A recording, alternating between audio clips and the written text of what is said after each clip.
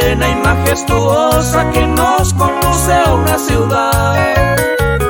Eternamente he de vivir, ya no habrá más calamidad, lugar florido e inefable donde los santos ir a gozar.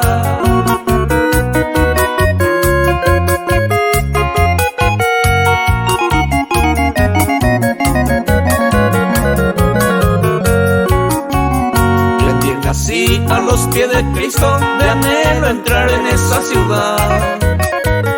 Yo siento gozo hoy en el alma por lo que Jesús me ha dado ya. La luz gloriosa que me impulsa, la mala sombra lejos ya está. Voy escalando hacia el triunfo donde Jesús me viene a llevar.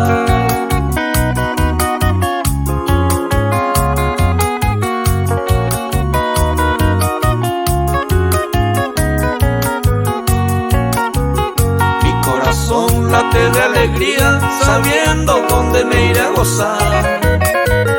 Calle de oro que me